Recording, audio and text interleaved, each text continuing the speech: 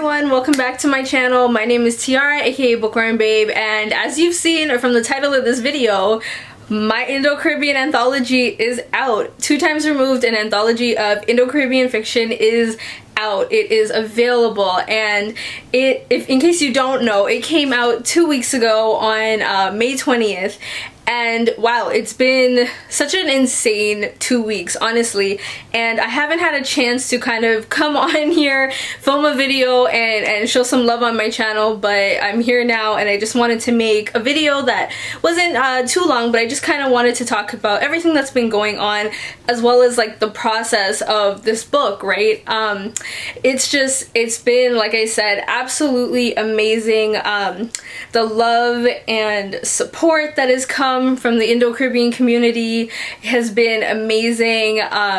People have been taking the prettiest photos with their books since they've been getting them, and it makes me so happy every single time I get to see it. Like, my heart is my heart is just like so full from seeing those photos and just being like, oh my god, like this thing that at one point was just an idea, it was just a bunch of like Word docs on my Google Drive, like it's real now. It is so real, and I just think that is it's just amazing. And this is what the book looks like, in case you guys haven't seen, or maybe you don't follow me on Instagram, but by the way, you really should, and it's linked in my bio because that's where you will get like a ton of updates and like just, you know, everything that I do. Everything that I do, it's always posted on Instagram, so you can see it on there. But this is what the book looks like. It is just like, just take that in. Back and front. I'm so blown away every time I look at it, and just the fact that now it's real and I get to hold it and I can just be like, oh my gosh, like this is my book, guys. This is my book. It's real, and like I created this. It's just, it's insane. So I think it was last week. Yeah, last week. I went on Instagram Live, and I had answered a bunch of questions that people had about the book. I had put out like a little Q&A thing on my story, and people dropped their questions and things like that. So I just thought I would talk about some of the things that I talked about in that Instagram Live on here, just because I felt like, you know, they were really good questions and they were good things that apply to kind of what people might still be wondering. And in case you missed the live, even though it is saved on my Instagram page, but in case you missed the live and you're here right now, I'm just gonna like talk about some of those things and address some of those questions. Some of the things that we talked about in the live were, where did the idea for 2 times removed come from? So 2 times removed, the idea came from literally like last year. It was in the pandemic, like the beginning of the pandemic. I was home, I wasn't working, and I had like a ton of books that obviously I hadn't read. My shelf was just calling my name, and 2 of the books I read, really popular, that I talk about all the time, is Trinidad Noir and Jahaji. They're both anthologies of fiction, right? Trinidad Noir is Trinidadian fiction. It's not specific to Indo-Caribbean, but obviously Jahaji is specifically an anthology of Indo-Caribbean fiction. And those 2 are what inspired me, just because I love the stories. I love the fact that when you read a collection, like a collection of stories, you get exposed to different authors and things like that, their styles, their stories, and so many of the stories were from older authors, right? Much older than like our current, like younger, in your 20s type generation right now. So I wanted to create something that would fill that gap, and that is where 2 times removed came from. The stories, I love the fact that when you read a collection, like a collection of stories, you get exposed to different authors and things like that, their styles, their stories, and so many of the stories were from older authors, right? Much older than like our current, like younger, in your 20s type generation right now. So I wanted to create something that would fill that gap, and that is where 2 times removed came from. In terms of, you know, the process of being an editor of this book, it was interesting because I've never done a project like this. If you guys, again, if you know, I am the editor-in-chief at the Brown Girl Diaries, but this was my first time taking on like a whole book and multiple submissions, because with Brown Girl Diary, I mean, I do edit multiple submissions, but I edit them, you know, like they're articles, right? So they're not you know, they're anywhere between like 800 to like maybe 1,000 words. They're not very long. So this is my first time editing like full-on fiction, 2,000 plus words, and there were 16 stories altogether, you know, one being my own.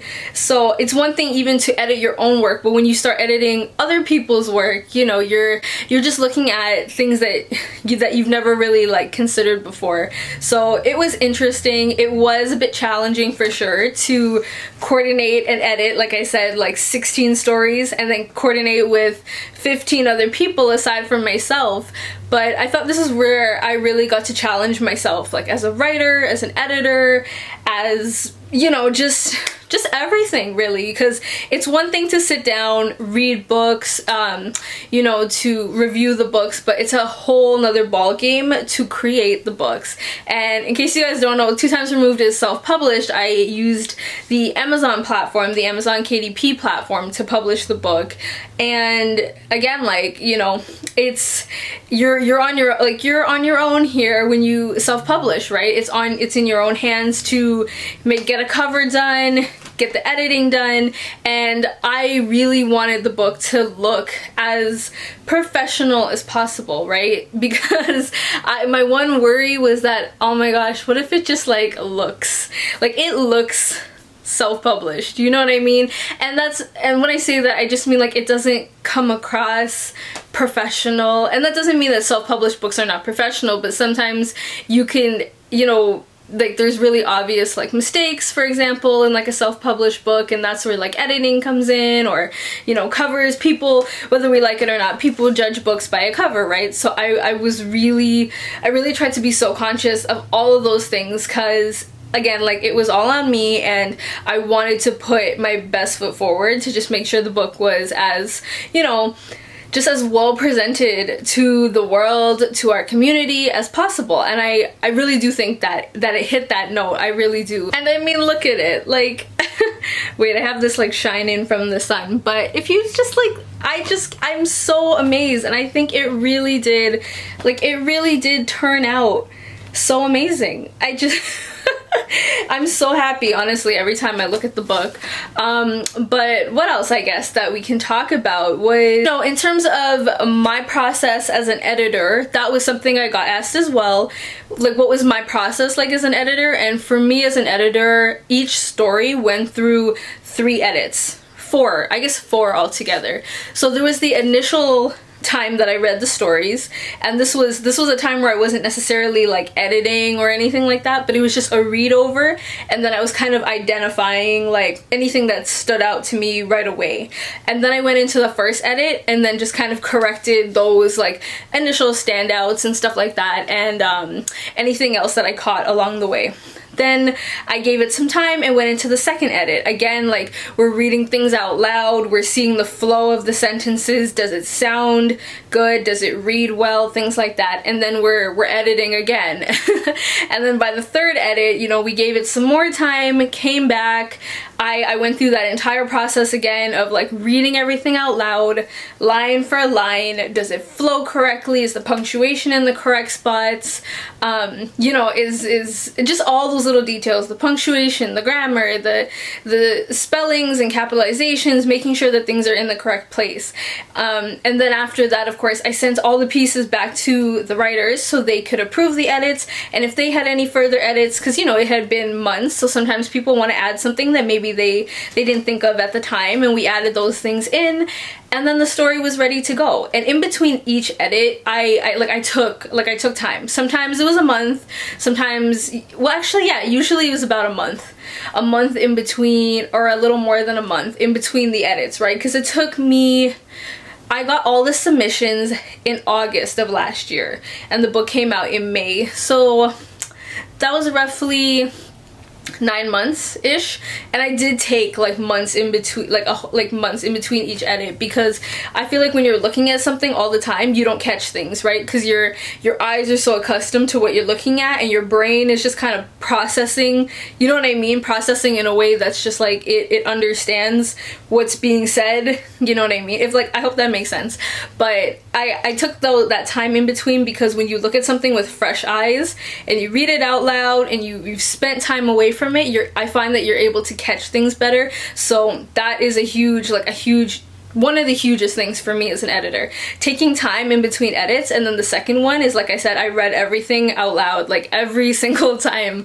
You have to read your work out loud. At least in my opinion, you have to read your work out loud. You have to take time to read each sentence, make sure it flows, read the work, make sure that everything makes sense. So where you have a comma, when you're reading it out loud, does that comma, does your breath catch that comma, or do you skip over it? Or it's just things like that to kind of identify the things that are in the writing. So that was a bit about my process as an editor. Yeah, so that was just kind of a few of the things that I touched on in that live, and just a few of the things that are behind the scenes to the fact that this book is now in existence. I'm gonna bring the book back one more time. We're gonna look at it one more time. I totally don't get tired of it. I just love looking at it.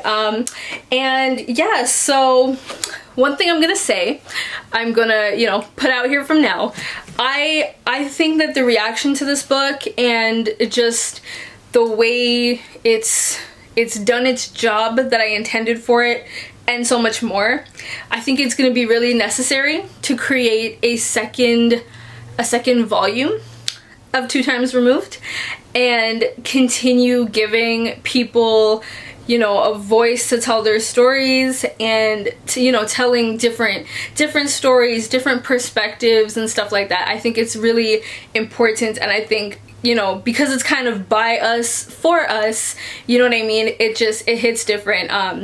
And like I said, I've been getting really great reactions from people, and I'm so grateful for the support that's come in, the messages, the absolutely super pretty pictures of the book. It's really nice, and I'm so glad that I've been able to do this, and with the help of, everybody in my community who's been able to help me, whether they were a writer, whether they were just supporting, whether they were promoting the book. It's been insane. So I really would like to do a second volume, and yeah, so that's an announcement I guess you guys can stay tuned for in due time, when I decide to embark on that project, basically, because this is a lot of work, and your girl is also in school, works full-time, writes, is part of Brown Girl Diary, Caribbean Collective Mag, and has personal, your personal work, so I have a lot of things on my plate. So yeah, I'm definitely gonna ride this out for a while before I take on another project. There will certainly be another project. So that's it for me today, guys. I just wanted to talk about the book, let y'all know it's out here. I'm going to link the book in my description, and I'm gonna put so it's available on all the Amazon platforms, but I'm gonna put the Canadian, American, and UK platform, because I know those are kind of the most popular ones that people have been using. But in case you might need another link to a different platform, if you're from somewhere else in the world, definitely message me or leave a comment, and I would be happy to share a link with you. And yeah, I'm really looking forward to everything that's gonna come in the next few months. It's just been really amazing, and yeah, I love being an author editor now. It's really taken on a new meaning for me. So yeah, that's it for me today. I will talk to you guys next week. I haven't done any wrap-ups or reviews in a while, and I totally owe you guys a May wrap-up, so that will be next week's video, so stay tuned for that. Take care and stay safe, and I will see you guys next week in my next video. Bye!